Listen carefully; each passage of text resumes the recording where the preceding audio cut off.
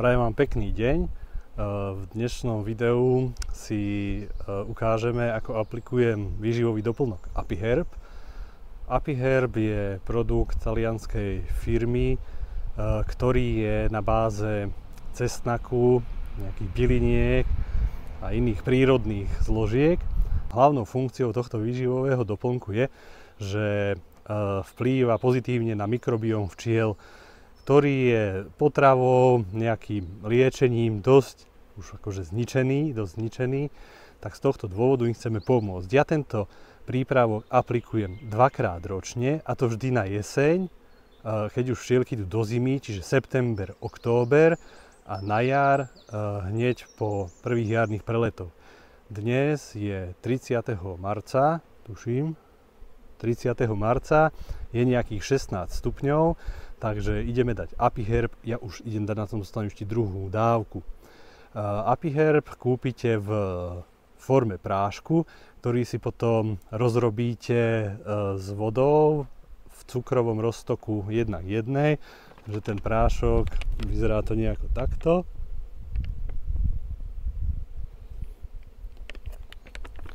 A keď sa to rozrobí, tak je to takáto hnedá tekutina.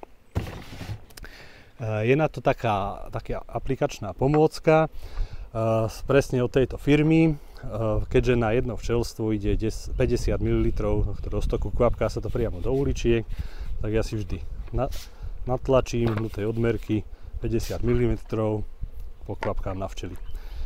Ako vždy, tento úkon spojíme aj s niečím iným, takže ideme sa pozrieť, idem urobiť aj takú zbežnú jarnú prehliadku, takže kontrolujem prítomnosť matky, množstvo zásob a prípadne upravím plodisko, čo sa týka priestoru na kladenie.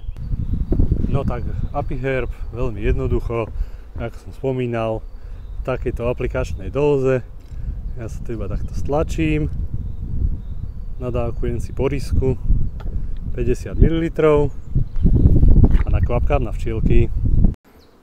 No dobre, ukážte sa včielky. Dobre. A tu som včera som dával výstrong a krmitko je skoro prázdne. Super. Pekne do uličiek.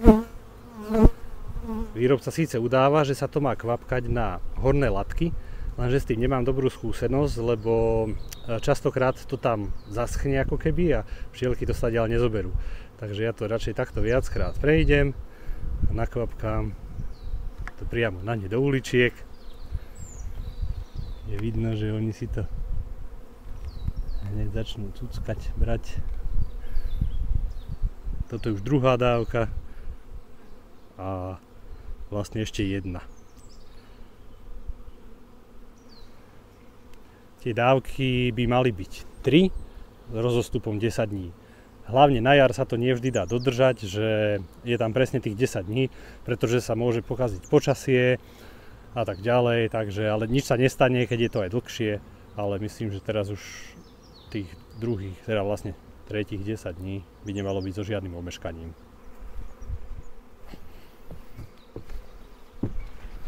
No dobre, takže ako je vidieť, je to relatívne rýchla záležitosť. Vždy si iba nadávkujem a pekne na včielky.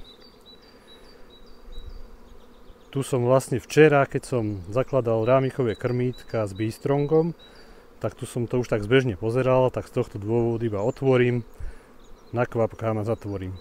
Tieto už majú napríklad krmítko s Beestrongom úplne prázdne.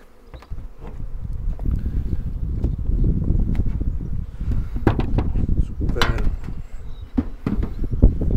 Ďalší. Sú trošku slabšie, takže Beestrong nie je úplne vyjedený.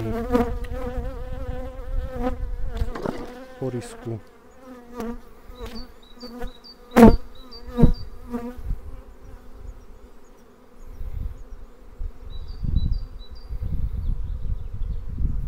Dnes to tu riadne žije, všielky bzučia, veľmi sa z toho teším, no tak vedľa som nemusel.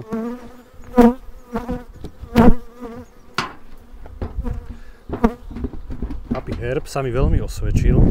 Včely lepšie zimujú, nemajú jarné hnačky, takže účinkuje to aj proti jarným hnačkám a proti nosematóze. Ten cesnák je taký prírodný liek na takéto črevné potiaže. Keďže nosematóza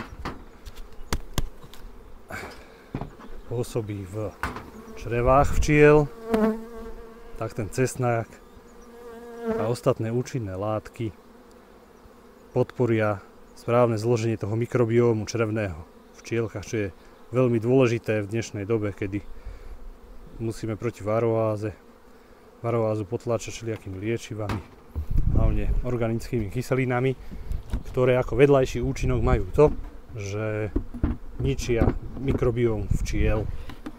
Že tento Apiherb im pomáha. Niekomu sa to môže zdať, že je to možno pracné, že ja vlastne, tieto už majú tiež prázdne krmítko, že ja vlastne ako keby 6 krát za rok toto robím, pretože na jar a na jeseň vždy 3 krát s týždňovým odstupom, ale teraz to robím možno 4. alebo 5. rok a veľmi sa mi to osvedčilo, nechcem s tým prestať. Trošku je problém, že nedá sa už u nás kúpiť Apiherb, aspoň teraz na jeseň som to už postrehol, že ho nebolo zohnať. Predtým sa dal bežne kúpiť, u Baraníka ho mali a ešte Mačičkovci v Liptovskom Hrádku, tuším. Ale ani jeden, ani druhý ho už nemali už ani na jeseň, ani na jar, ale objednal som si ho priamo z Talianska. Tam to vyšlo cenovo ešte dokonca priaznivejšie, aj keď sa muselo zaplatiť poštovné, ale aj takto vyšlo cenovo lepšie. Takže ak by niekto nevedel odkiaľ, napíšte mi a ja vám pošlem link na tú stránku, skadiaľ som ho objednal. No, tieto sú pekné, silné. Dúfajme, že počasie takto vydrží, aby sme mali nejaký ten jarný medíček.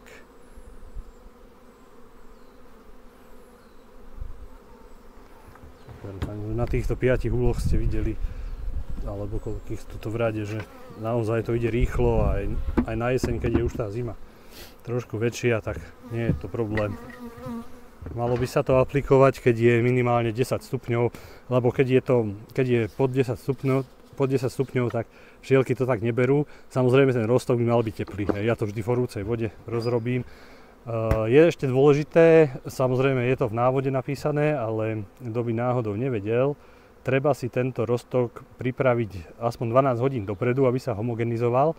Takže ja si vždy deň, dá sa povedať, že večer dopredu si ho vždy pripravím, takže treba si naplánovať, pozrieť si počasie, aké bude, presne kedy to budeme robiť a podľa toho si to dopredu nariediť, aby sa to homogenizovalo a potom treba tento roztok minúť do 48 hodín. Takže keď sa nechá dlhšie, tak už sa znehodnotí, už by sa potom nemal používať.